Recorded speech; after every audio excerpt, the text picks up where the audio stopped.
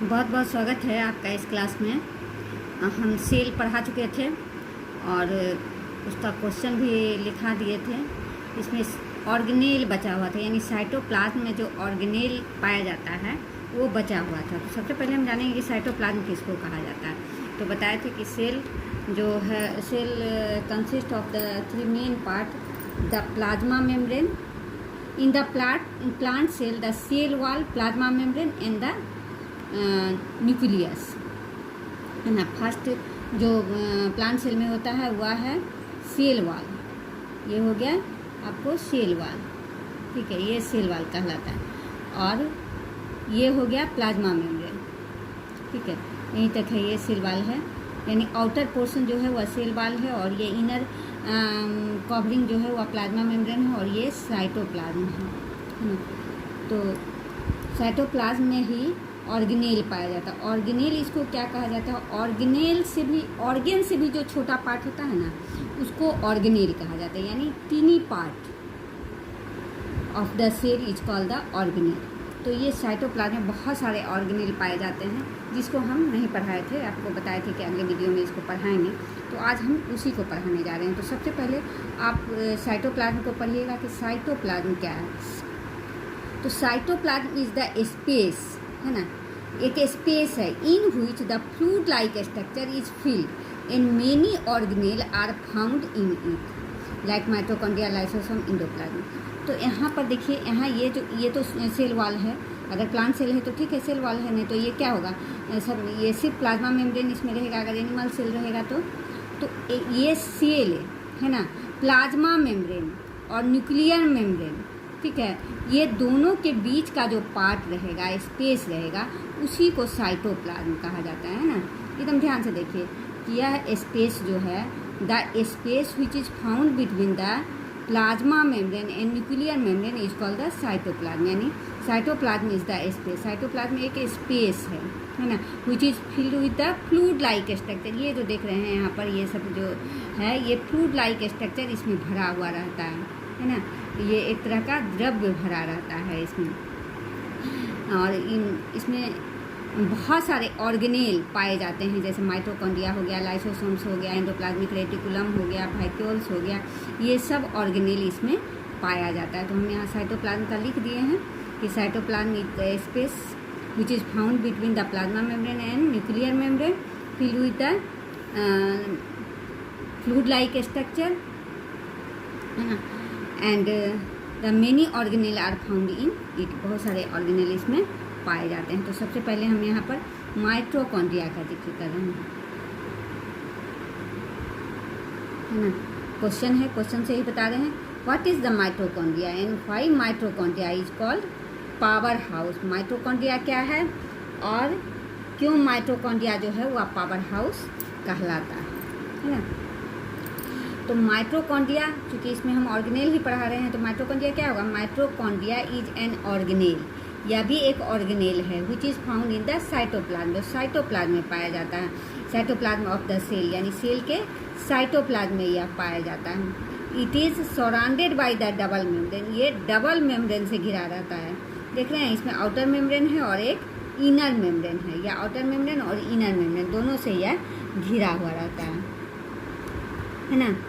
तो अब ये दोनों मेम्ब्रेन के बीच में ये इनर मेम्ब्रेन जो है, इसके यहाँ पर देख रहे हैं ये क्रिस्टी पाया जाता है। Finger like structure is found are called the cristae, है ना।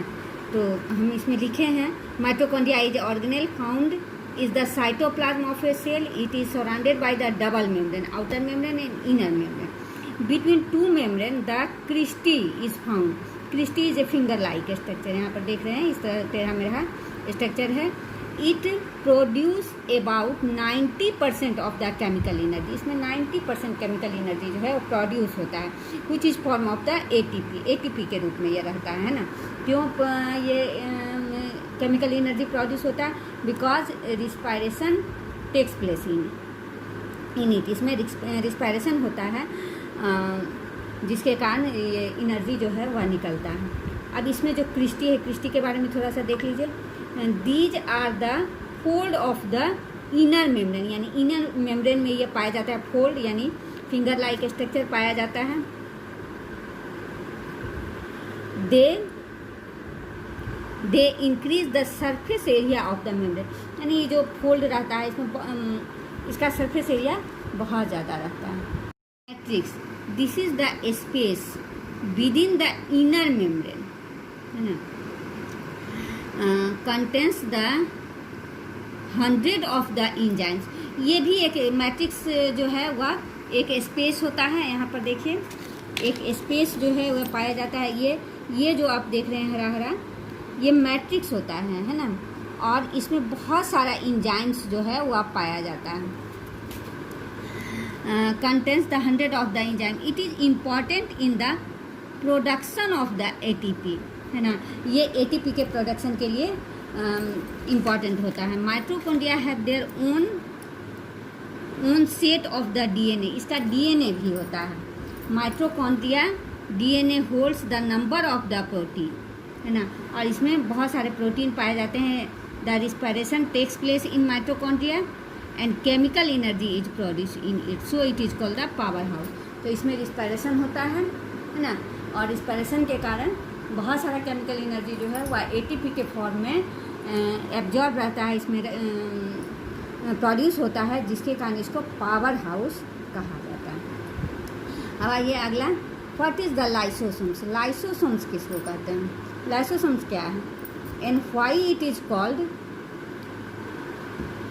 Suicide bag? Why it is called suicide bag?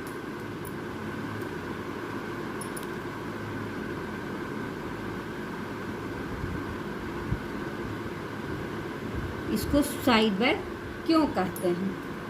यहाँ देखिए, lysosome organelle that contain digestive enzymes. Lysosomes भी ऑर्गेनेल है और यह भी साइटोप्लाज्म में ही पाया जाता है, और इसमें बहुत सारे एंजाइम्स पाए जाते हैं, डाइजेस्टिव एंजाइम्स पाए जाते हैं। They contain a variety of the enzymes, ये बहुत सारे एंजाइम से ये बने होते हैं। फंक्शन ऑफ द लाइसोसोम्स, यानी लाइसोसोम्स का फंक्शन क्या है?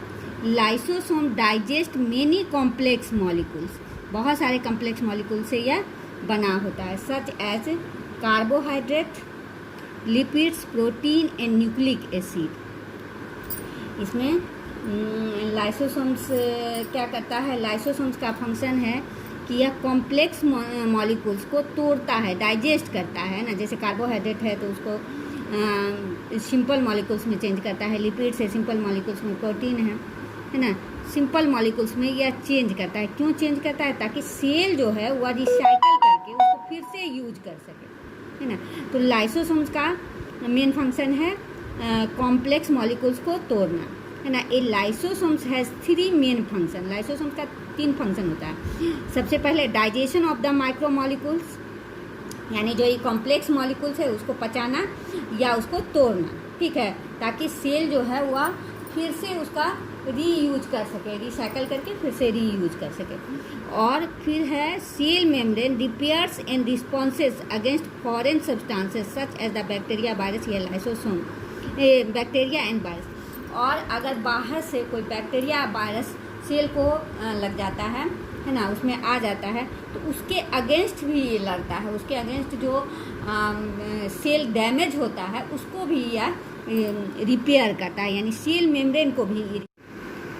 If the cell gets damaged then one of the lysosome, अगर कोई सेल जो है वह डैमेज हो जाता है, कोई भी लाइसोसोम्स का सेल जो है वह डैमेज हो जाता है, तो वह क्या करता है? लाइसोसोम क्या होता है? ब्रस्ट हो जाते हैं and releasing those digestive enzymes, और उसमें जो डाइजेस्टिव एंजाइम्स होते हैं वह निकल जाते हैं, वह रिलीज हो जाते हैं। These enzyme digest their own cell, वो पूरे सेल को क्या करता है? वह डिस्ट्रॉय कर देता है, यानी डाइजेस्ट पचा लेता है ना। And ultimately the cell die, और सेल जो है वह डाई हो जाता है, मर जाता है। So it is called suicide bag, इसलिए यह सुसाइड बैग कहलाता है। यानी कहने का मतलब है कि सेल का कोई भी पार्ट अगर डैमेज हो जाता है, अगर वह रिपेयर करने में सक्षम नहीं हो पाता है, तो उसे लाइसोसोम्स में जो एंजाइम्स होते हैं वह बाहर निकल आते हैं और वह अपने ही सेल को, लाइसोसोम्स के सेल को वह मार देते हैं। इसलिए इसको कहा जाता है सुसाइड बैग, यानी आत्महत्या की थैली, इसको वह